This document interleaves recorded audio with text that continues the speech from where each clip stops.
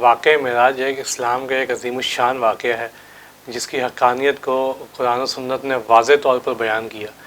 اس کے باوجود ہم بعض لوگوں کو دیکھتے ہیں کہ جو اپنی محدود عقل کے مطابق اس کی حقیقت کو سمجھنے کے لیے کنفیوز رہتے ہیں اور تذبذب کے عالم کا شکار رہتے ہیں۔ تو اس حوالے سے آپ ہماری کیا رہنمائی کرتے ہیں؟ بسم اللہ الرحمن الرحیم۔ دراصل واقعہ معراج کو قرآن پاک میں ہی ایک آزمائش قرار دیا گیا، اور آزمائش میں ایسا ہوتا ہے کہ ہر فرد پورا نہیں اترتا، بلکہ ایک امتحان ہوتا ہے۔ جن کے مقدر کے اندر ہدایت ہوتی ہے وہ اس راستے کو اختیار کرتے ہیں، جو متذبذب رہ جاتے ہیں وہ تکتے کھڑے رہ جاتے ہیں۔ سیدنا ابوبکر صدیق رضی اللہ تعالی عنہ، آپ کو صدیق لقب ملا، ٹھیک ہے، اور اس میں واقعہ معراج کا بھی ایک حوالہ دیا جاتا ہے کہ جب آپ نے اس کی تصدیق کی نا تو آپ کو صدیق کا لقب ملا۔ کفار کس طریقے سے آپ کے پاس آئے، چونکہ یہ معاملہ تھا یہ ایک آزمائش، ٹھیک ہے، انہوں نے یہ سمجھا کہ شاید اب جو ان کے ہاتھ میں ایک دعویٰ آ گیا ہے رسول اللہ صلی اللہ علیہ وسلم کا، اس پر تو یہ سب کو قائل کر لیں گے، ٹھیک ہے، کیونکہ وہ انتہائی حیران کر دینے والی چیز تھی۔ یہ خارق عادت معاملہ تھا، معجزہ تھا، لیکن ظاہر سی بات ہے جو ایمان نہ رکھتا ہو تو اس کے لیے معجزہ تو اس کو اور ڈسٹرب کر دیتا ہے، اور جو ایماندار ہوتے ہیں وہ معجزے کو دیکھ کر کے، معجزے کو سن کر اور معجزے پر یقین کر کر ان کے ایمان کے اندر اور اضافہ ہوتا ہے۔ سیدنا صدیق اکبر رضی اللہ تعالیٰ عنہ کے پاس جب یہ کفار آئے، کہنے لگے کہ رسول اللہ صلی اللہ علیہ وسلم اب یہ دعویٰ کرتے ہیں کہ وہ رات کی تاریکی میں بالکل قلیل حصے کے اندر مسجد الحرام سے مسجد اقصیٰ تک گئے، اور وہاں جانے کے بعد واپس بھی آ گئے، اور سفر جو ہے وہ یہ کافی منزلوں کا تھا، تو کیا تم اب بھی تصدیق کرو گے؟ آپ نے جواب دیا کہ اگر اس سے بڑے بھی کچھ معاملات ہوں تو میں تو ان پر بھی ان کی تصدیق کروں گا، وہ تو آئے دن غیب کی خبریں دیتے ہیں جن پر میں ایمان لاتا ہوں۔ تو بات یہ ہے کہ یہی وہ چیز تھی، یہی وہ پیغام ہے جو ساری امت کے لیے ہے کہ متذبذب ہونے کی ضرورت کیا ہے۔ تذبذب تو اس کو ہو کہ جس کے سامنے دلائل واضح نہ ہو، جو رسول اللہ صلی اللہ علیہ وسلم کے معجزات پر ایمان لانے سے جھجکتا ہو۔ جب ہم نے بن دیکھے خدا کو مان لیا، جن آیات کے اندر معراج کا تذکرہ ہوا، رسول اللہ صلی اللہ علیہ وسلم نے اپنی احادیث میں بتایا، تو اس کے بعد تو پھر پریشان ہونے کی ضرورت ہی نہیں ہے۔ اور سورہ نجم کے اندر اس واقعے کو بیان کیا گیا نا، اس میں آیت نمبر 11 اور 12 کو اگر آپ دیکھیں تو فرمایا کہ ما کذب الفؤاد ما رآ، جو دیکھا دل نے اس کی تکذیب نہیں کی، یعنی رسول اللہ صلی اللہ علیہ وسلم نے جو ملاحظہ فرمایا دل نے اس کی تصدیق کی ہے، تکذیب نہیں کی۔ فرمایا کہ افتمارونہ علی ما یری، کیا تم اس پر جھگڑتے ہو جو انہوں نے دیکھا؟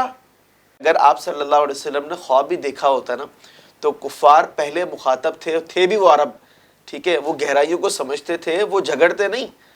خواب کے اندر تو انسان بہت کچھ دیکھ سکتا ہے، آپ جو چاہے دیکھ لیں، لیکن اصل معاملہ یہ تھا کہ رسول اللہ صلی اللہ علیہ وسلم نے جس بات کا دعویٰ فرمایا وہ دعویٰ معراج کا تھا، اور وہ دیکھنے کے حوالے سے تھا۔ قرآن پاک کی ان دو آیات کے اندر بھی رآ یرا کا استعمال ہوا کہ ما کذب الفؤاد ما رآ، جو دیکھا نا دل نے اس کی تکذیب نہیں کی، جو دیکھا۔ یہاں پر رؤیا کا لفظ استعمال نہیں ہوا کہ خواب کے حوالے سے بات کی جائے، بلکہ یہاں پر تو جھاگتی آنکھوں سے دیکھنے کی بات کی جا رہی ہے، ٹھیک ہے۔ تو یہ تو واقعہ معراج ہمیں بتاتا ہے، اور پھر اس کے بعد جو ہے انہی آیات کے اندر ثم دنا فتدلی کے الفاظ بھی ہیں۔ اب ثم دنا فتدلی میں سیدنا عبداللہ بن عمر رضی اللہ تعالی عنہ نے فرمایا، یعنی کون کس سے قریب ہوا نا، تو اس میں مفسرین نے اختلاف کیا کہ حضور سیدنا جبریل سے قریب ہوئے، حضرت جبریل علیہ السلام آپ صلی اللہ علیہ وسلم سے قریب ہوئے، حضور علیہ السلام اللہ سے قریب ہوئے، آپ نے اللہ کا قرب پایا، یہ اللہ نے اپنے قرب سے نوازا، یعنی کون کس کے قریب ہوا؟ تو حضرت عبداللہ ابن عمر رضی اللہ تعالی عنہ نے اپنا یہ موقف پیش کیا کہ اللہ رب العزت نے اپنے قرب سے نوازا، یعنی جو قرب کے سلسلے تھے وہ وہاں سے تھے۔ اور بخاری شریف کی جو حدیث مبارکہ ہے دنل جبار رب العزہ، کہ جبار رب العزت قریب ہوا، اور اس پر اعلیٰ حضرت نے بڑا خوب جو ہے وہ کلام فرمایا کہ پر ان کا بڑھنا تو نام کو تھا، حقیقتاً فعل تھا ادھر کا، تنزلوں میں ترقی افزا دنا تدلا کے سلسلے تھے. یعنی خلاصہ یہ ہے کہ اللہ رب العزت نے اپنے محبوب علیہ السلام کو معراج پر بلایا اور اپنے قرب سے نوازا. اللہ نے اپنے قرب سے نوازا. ٹھیک ہے. اور اس پر دیگر شعراء نے بھی کلام کیا. اعلیٰ حضرت کے تو کئی سارے اشعار ہیں اس پر. علامہ اقبال نے بھی بڑا ایک پیارا شعر کہا اور انہوں نے اس کو ایک دوسرے رنگ میں لیا ہے کہ سبق ملا ہے یہ معراج مصطفیٰ سے مجھے. سبق ملا ہے یہ معراج مصطفیٰ سے مجھے کہ عالم بشریت کی زد میں ہے گردوں. یعنی بات یہ ہے کہ رسول اللہ صلی اللہ علیہ وسلم کا معراج پر تشریف لے جانا جو ہے نا وہ اس بات کو کھولتا ہے کہ انسانیت جو ہے وہ ترقی کرے گی اور وہ اپنی کمنڈ ڈالے گی فضاؤں کے اندر اور خلاؤں کے اندر اور اوپر جانے کے راستے جو ہے نا وہ ہموار کر دیے گئے. معراج مصطفیٰ سے یہ واضح کر دیا گیا. سائنس کے لیے اب راستے کھلے ہیں. ٹھیک ہے نا. یہ حضور کے معراج سے وہ یہ کہتے ہیں کہ سبق ملا ہے مجھے معراج مصطفیٰ سے. ٹھیک ہے نا. یہ ایک سلسلہ. اور اعلیٰ حضرت نے ایک اور شعر بھی کہا کہ وہی لامکاں کے مکی ہوئے. یعنی جہاں پر آپ باریاب ہوئے, جس بارگاہ میں آپ کی حاضری ہوئی, وہ بیسیکلی کوئی مکان نہیں ہے, وہاں کوئی جہت نہیں ہے. وہی لا مکان کے مکی ہوئے, سر عرش تخت نشی ہوئے. یہ نبی ہے جن کے یہ مکان, وہ خدا ہے جس کا مکان نہیں.